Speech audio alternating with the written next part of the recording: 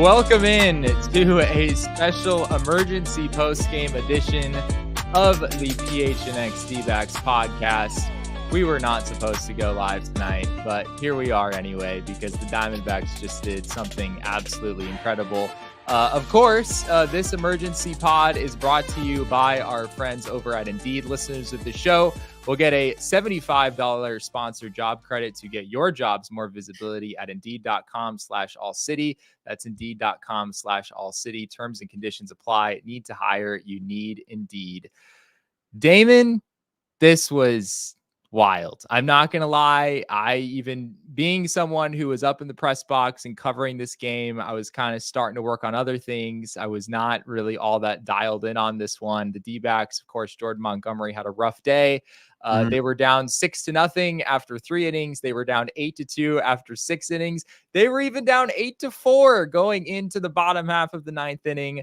And the D-backs score 5 runs, including a 2-run walk-off pinch hit home run by none other than Corbin Carroll.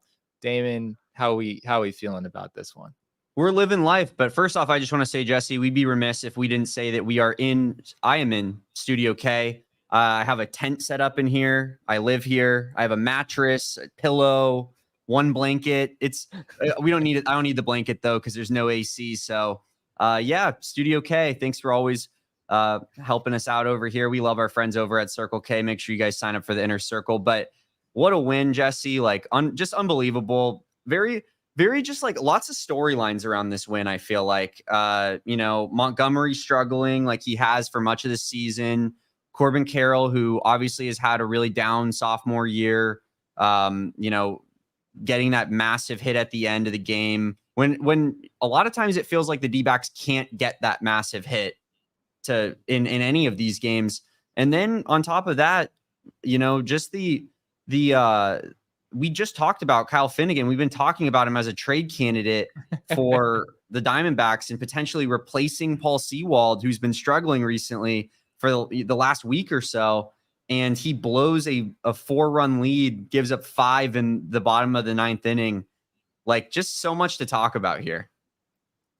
Yeah, suffice it to say that Mike Rizzo is probably not a happy camper after this game because one of his top trade chips just probably the trade value there, I would imagine, took a pretty serious hit after this one. But yeah, we've got some reaction from the Diamondbacks clubhouse from manager Torey Lovullo. I do want to say real quick, very much appreciate all of you sticking around and waiting as we got all this ready. As I said earlier, we were not planning to do a post-game show tonight. I had to do all the post-game availability stuff downstairs, and then we got this fired up. So thank you all for sticking around with us. Here is manager Torey Lovullo just giving his initial comments about tonight's win. That was a character win. That was a team that played with heart and determination and a lot of will.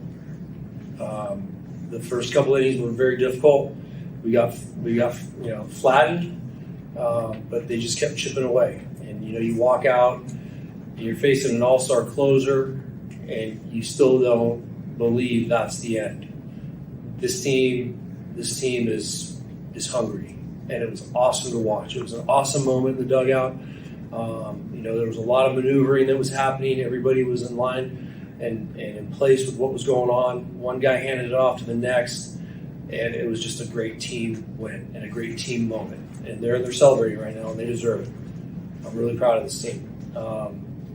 It was the home run by Marte. It was clearly the walk-off home run by Corbin, but there were so many things inside of the game that set that up. It was a really good approach by AT to lead off the inning with a double and a base hit from Perdomo and another quality at bat from Gurriel. Did the same exact thing last night. And it just kept happening. It was a team approach, all field approach, and we sold out to doing everything we could to win the game. Like I said, Marte had 3 hits, Gurriel 2 hits. Everybody just kept chipping in. Ketel Marte continues to really emerge as one of the best players in the league. I hope he gets some very strong MVP considerations. He's on an unbelievable path, and he is just barreling up the baseball and hitting it. It doesn't matter left or right hand in any direction.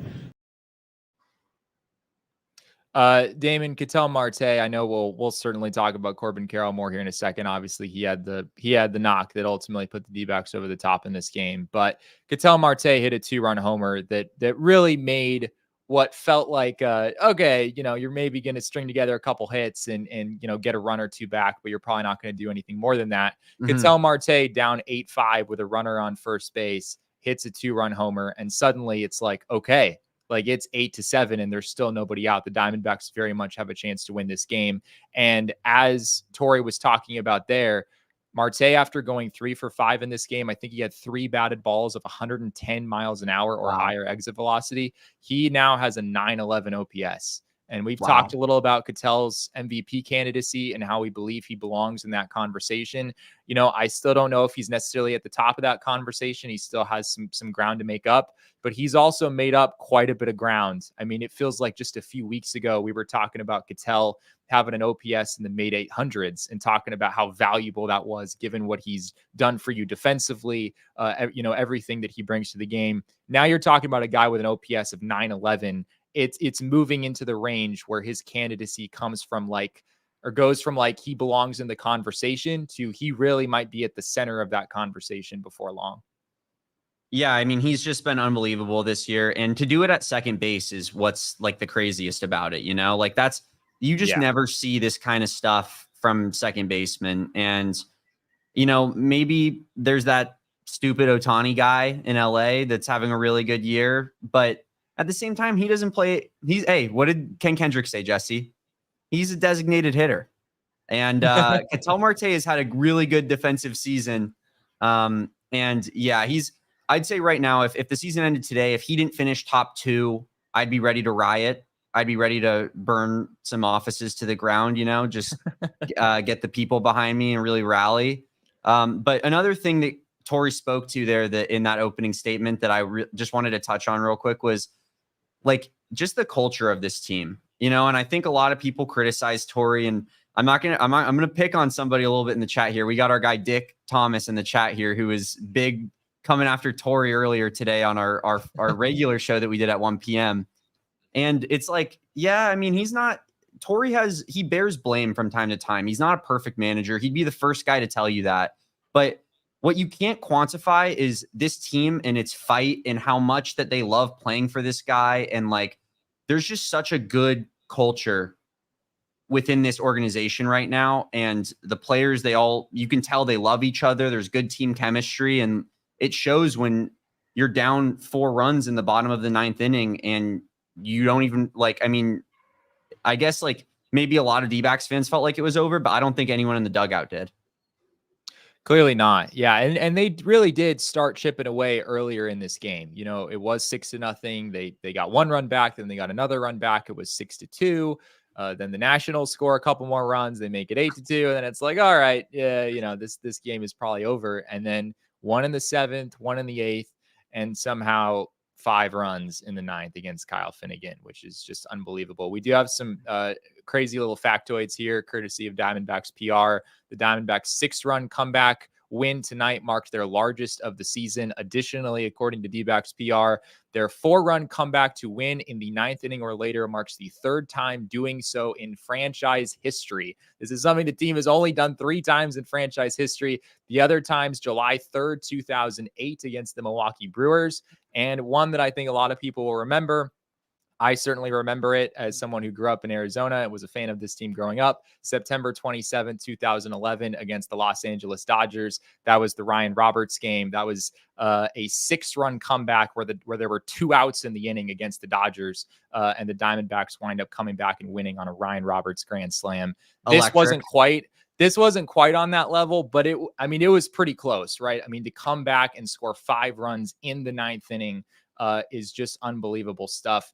And the other elements of this is yesterday's game and how difficult that one was, undoubtedly, for this team, right? You have a 2-1 lead going into the 9th. We obviously had the Paul Sewald conversation on our show earlier today.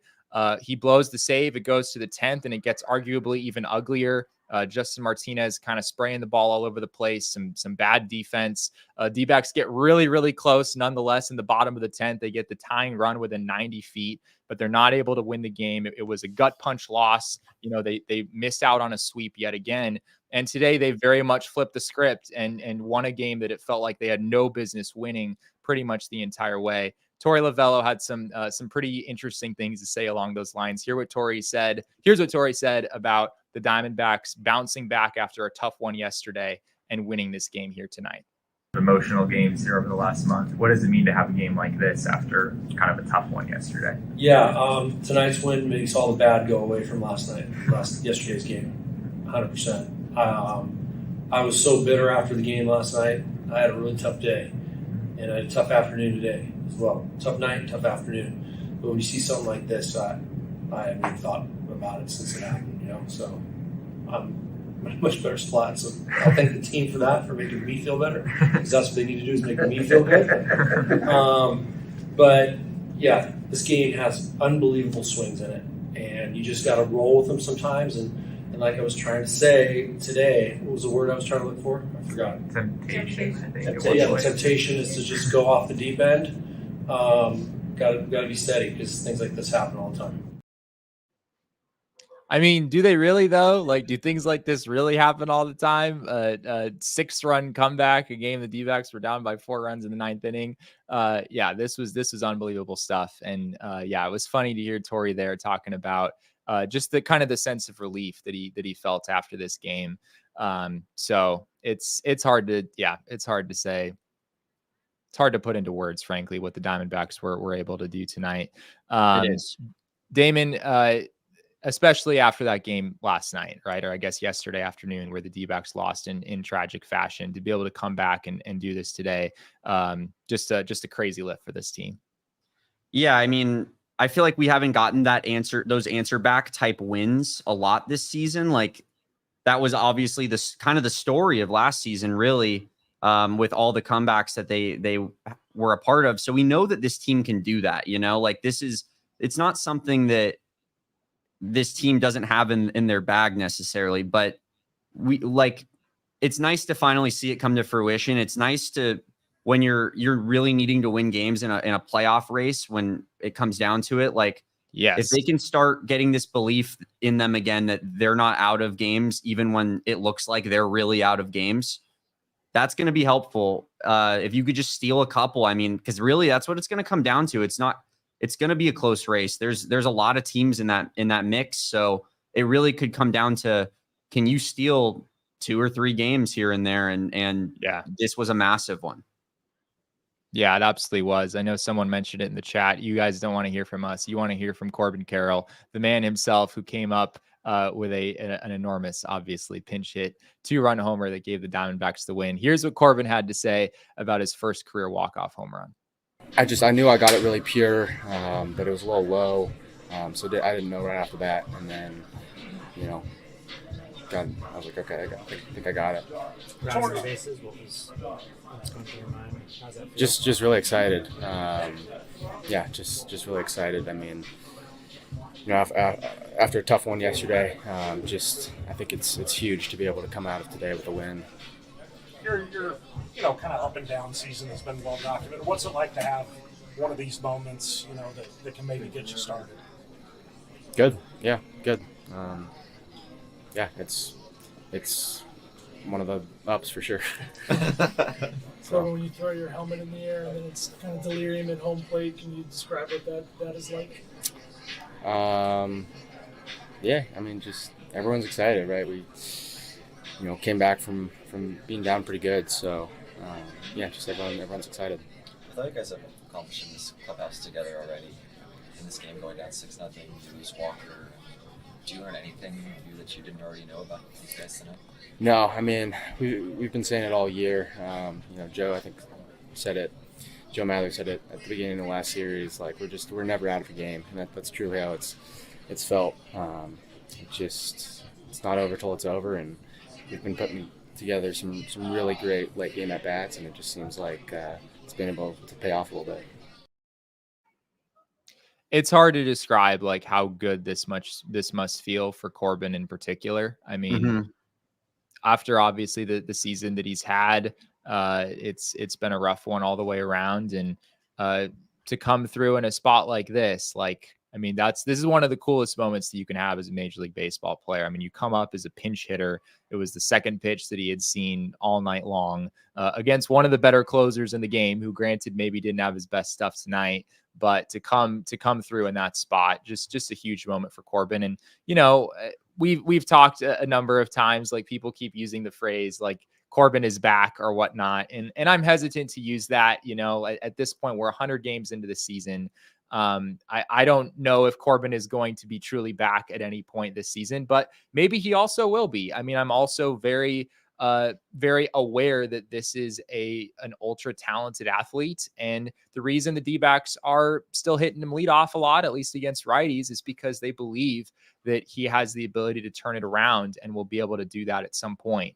And we've seen glimpses. We've seen more glimpses here in the last few weeks than, you know, the entire season before that. He had hit 2 home runs in his first 87 games this year. Yeah. This was his 5th homer, if I'm not mistaken. I think actually his 6th homer in his last 16, 17 games, something like that.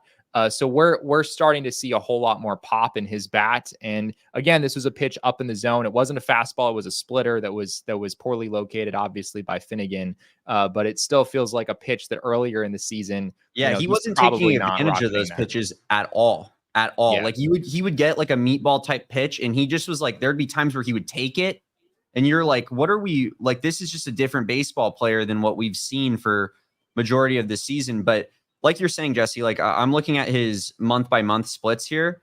And so he started off with a 704 OPS in March, only 13 ABs. So not much of a sample size there.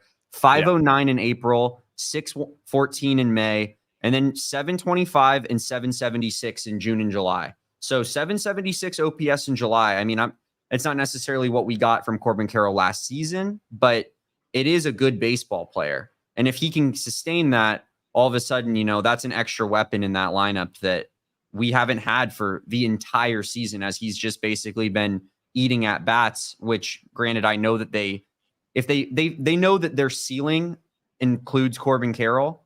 So I understand that completely. They know they can't win the World Series without him clicking, and that's the facts of the situation. But you need him to figure it out. And he's been basically a waste of a space for a long time in the lineup. And he's finally picking it up a little bit. Yeah, that's a good point. I mean, and he had a 725 OPS in June, which isn't great, right? It's not the Corbin Carroll that we saw a year ago, but you put together a 725 in June, and then what he's done so far this month, which I think if you include the homer from tonight, his OPS this month goes up to 829. So you're talking over the last 2 months about a player that is not all the way back, but a player who has been actually pretty close. And something Torrey also said about Corbin that I don't think was in either of these videos is that he hopes Corbin goes out and has the best 2 months of his life over this final stretch of the season. Same. And that's possible, right? Yeah, I think everyone in the chat probably hopes the same thing. That's not totally out of the question, right? I mean, is his end of year OPS going to be 900? There's really no way that happens at this point. But, you know, could he have a 900 OPS the rest of the season? It's not impossible, right? We're starting to see him come out of this a little bit. You know, that would obviously be so big for this team. We do have one other graphic, Damon, that I want to put up real quick. This is the sort of the roller coaster ride of win probabilities throughout this game. And it is pretty epic. I don't know if this qualifies as like the Wii. It's not exactly a very exciting roller coaster necessarily. It basically just jets up toward the Nationals, and then it drops like a cliff at the end. With the Diamondbacks coming back in the 9th. Kind of a really bad, shitty roller coaster that doesn't have much of a, you know, what do you talk about? Like when you're talking about like a story and you know, like there's the ups and downs of it and whatever, like this is just straight up and then straight down, nothing in between. It was a snoozer until the very end when there was quite a bit of shock value. Yeah. It felt Chase Field felt quiet too. Like, which is understandable. Yeah. Monday night against the Nationals, like you're not necessarily going to get the crowd juiced, but that home run at the end, sure, I feel like juiced him up a little bit. And Jesse, I made the executive decision of giving Corbin Carroll King Snake. I'm sorry. Other people contributed. Ketel, we don't win without him, you know, but he needed this. He needed this bad. And look at that flow. and he looks so hot in this picture, and we are back. We've never been more back. I'm shocked you didn't give it to Geraldo Perdomo, Damon. See, I'm that's just the other absolutely thing. Stunned. I was waiting to get to that, Jesse. How did we go 20 minutes and 30 seconds and we haven't mentioned the table setter? It's all he does. He's the busboy, Jesse. He just sets the table over and over and over again, getting on base, starting the rally. That's what we do. That's why Geraldo Perdomo is a valuable player beyond what statistics would maybe tell you that he is, because when you need him to get on base in big moments, he's always doing it. When you need a situational hit, he's always doing it. So, hey, man, the Jerry haters are sick. I don't think there's really that many of them. No, probably not in our chat. I wouldn't think. We've whittled off all those people at this point. He did have a big role in that ninth inning, right? It wasn't just Alec Thomas with the triple. He followed that with a single, drove Thomas home, turned an 8-4 game into an 8-5 game. Ketel obviously hits that absolute missile for a 2-run homer. Gabby flew out. And we should also talk about Lourdes Gurriel Jr.'s contributions in this game. I believe it was a 9-pitch at bat that he put together against Kyle Finnegan. It ended in a single. He didn't hit a home run or anything, but obviously it set the table for Corbin to come in as a pinch hitter and do what he did tonight. So, and it wasn't just Lourdes coming through with that hit. It was also Lourdes a few innings prior making it a really nice throw to home plate to gun down a runner. Gabby put a really good tag on the runner as well. So, if that doesn't happen, then maybe the D-backs only tie this game and then we're in extra innings, and the D-backs have lost 7 out of 10 games in extra innings. So who knows what happens at that point. Just a well-played game all the way around for the Diamondbacks to put themselves in this position. I guess not a well-played game by necessarily everyone. Jordan Montgomery certainly was off in this game. Maybe we'll get into him a little bit more later, but we should mention Christian Walker. This is the serious downer news of the night, and I definitely didn't want to lead off with it, but it's something we should touch on. Christian Walker left tonight's game with, I believe it was a left oblique tightness. And Torey Lovello told us after this one that his concern level was, quote, not minimal. Walker is going to have an MRI in the morning. And, we've seen obliques. This is a pretty common baseball injury. They tend to take a while. That's the injury that Paul Sewald had. He missed a little over a month at the beginning of the season with that. Sometimes they can take longer depending on the severity. His was pretty minor. Damon, I imagine the thought of Christian Walker being off this team for, a decent amount of time, that's a pretty scary thought right now. Yeah, that's a big blow. Jacob didn't know about it. He said it didn't look that bad, and he didn't hear that Torey said that it was like not a insignificant injury and that they're kind of concerned about it. And then I immediately, my mind goes to, well, welcome back, Pavin Smith. That's I know that's not like a crazy thought, but it's also just like, we can't escape this guy. But he also could potentially maybe, give us a little bit of run here and have a good stretch. We've seen it before, and we might need him here because Lourdes, I believe, is the backup emergency first baseman, is he not? Yeah, so, we saw Kevin Newman step in and play first base today, and Torey was asked about that after the game. Like, if Christian Walker wound up being okay, but only having to miss a few days and you're not making a roster move, who plays first base? And Torey did say it would probably be Kevin Newman. Lourdes Gurriel kind of slots in behind him as kind of the emergency first baseman. Kevin Newman is the more standard backup there. I think if Christian Walker does go on the IL tomorrow, Pavin Smith, I'm almost certain it would be the call up. The other part of this equation is that the trade deadline is still less than 24 hours away. Could the Diamondbacks find a way to, you're probably not trading for Vlad Guerrero Jr., but maybe you could find a way to at least add some depth at the position. During the game, I did some scouring of potential trade candidates, like trying to find guys on expiring deals. There just aren't really a lot of great options at first base. The Mets are not trading Pete Alonso. I don't think the Blue Jays are trading Vladdy Guerrero Jr. The Rays, I think, might move Yandy Diaz, but then you're talking about, multiple years of control and probably a pretty high price tag with other teams involved. People in the chat are talking about Josh Bell.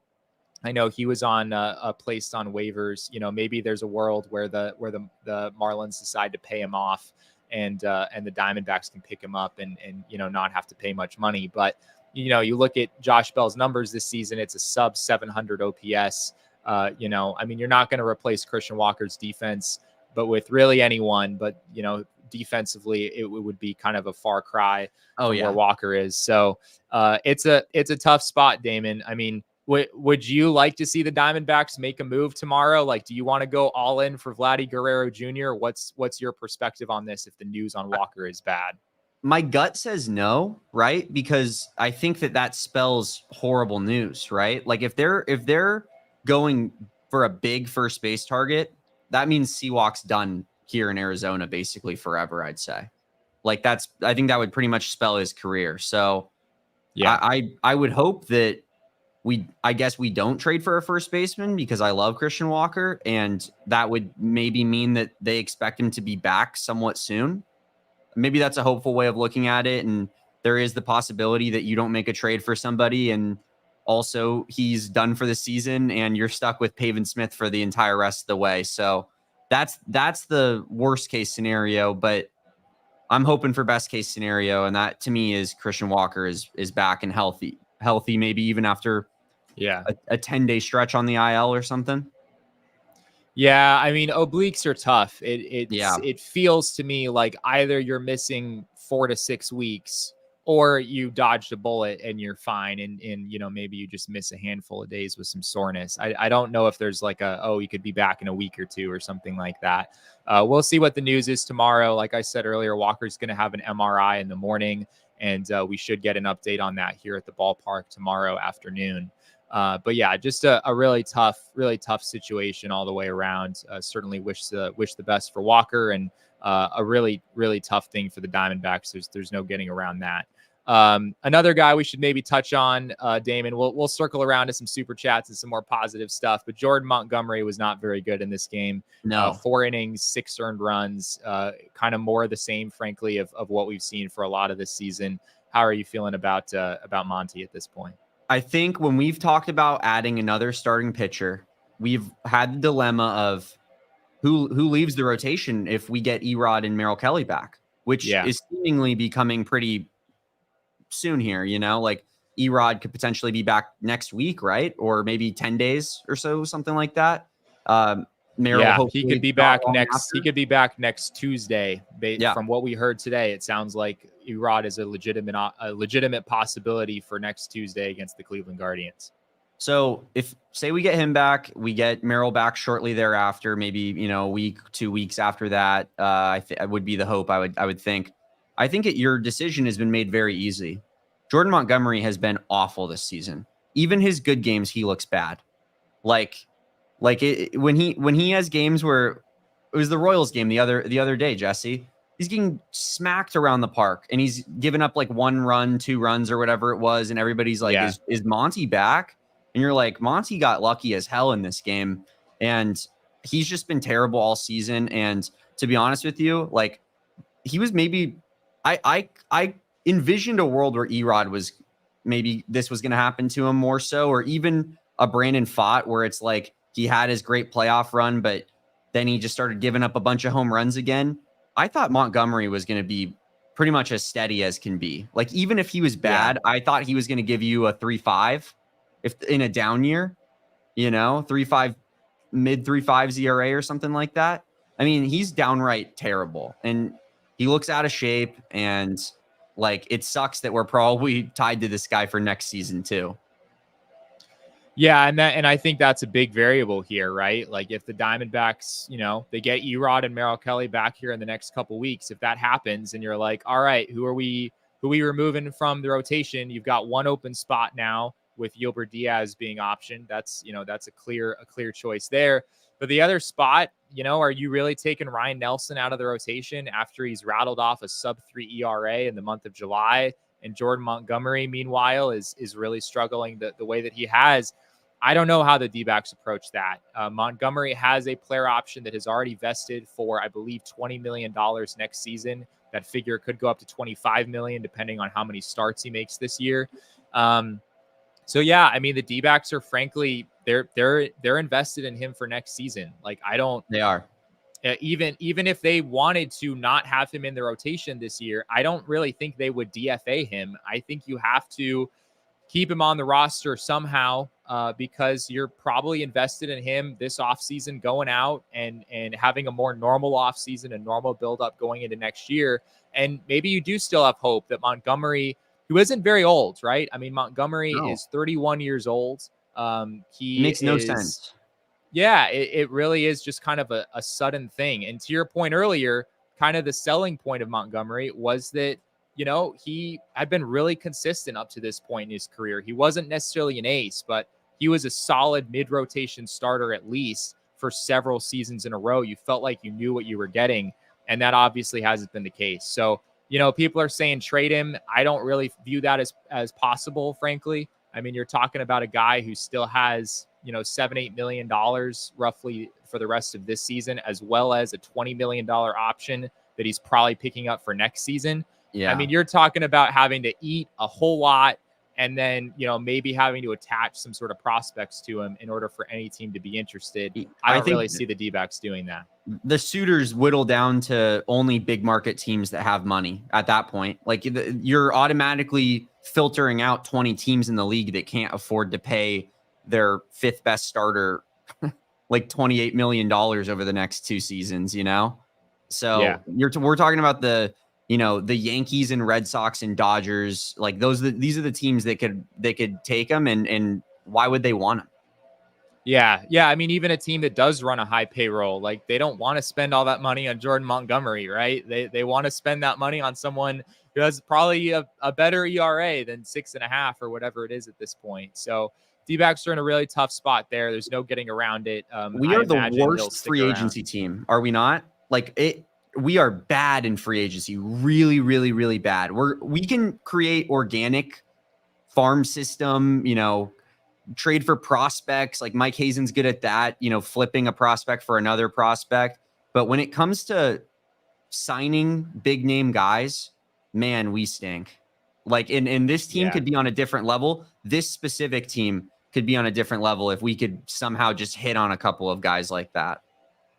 Yeah, I mean, it's mostly starters, right? Like, it is. The Bumgarner thing obviously was a disaster. This Montgomery deal, Eduardo Rodriguez, that contract, it's obviously way too early to really have a read on it. But him not throwing a single inning for the first 4 months basically of his Diamondbacks career is not an ideal outcome to start things off. We'll see what it looks like once he's actually pitching in games. They have had some, they have, like, Jock Peterson's been a great signing this year. Randall Grichuk has been solid. They've had some guys on shorter term deals that have worked out, but you're absolutely right. The bigger contracts, even going back to before Mike Hazen, like the Yasmani Tomas deal and whatnot, there have been some pretty rough ones. They're putrid. And this is the other thing, and people are saying it in the chat, like, how do you justify Gilbert Diaz getting sent down and not being in this rotation with Jordan Montgomery getting consistent starts? Like, if you're trying to actually win baseball games, how can you get in front of your fans and say, yeah, we want to win, we want to make the playoffs, we want to win the World Series, but we're also going to throw this guy out here who's just frankly uncompetitive, while we have this rookie who has looked pretty much really good except for one start of his entire career thus far. Yeah, it's pretty tough. I mean, on some level, I get it. Like, Jordan Montgomery doesn't have options. I mean, it's from a maneuverability standpoint, it's a pretty different situation. And he did go 5 innings, 1 run against the Royals, so he at least gave you some, a positive sign coming off the injured list. But yeah, we were a little skeptical then, and obviously it didn't go particularly well in this game today. We do have some super chats, Damon. You want to run through those here real quick? Yeah, absolutely. So our first one comes from Jacob Lucas, $4.99, and he says, "Love Candy, but I take exception to his Corbin Carroll of all people comment. Corbin Barrels has always been him as of 3 weeks ago anyway." Fair. I didn't hear the broadcast. Did you catch that? Candy said Corbin Carroll of all people. No, I didn't, but I think he means that in a positive light. I think he means like that. My guess would be that it's like he's really struggled and it's great to see him in this moment. But yes, Jacob, as of 3 weeks ago, he is Corbin is him. He is returned.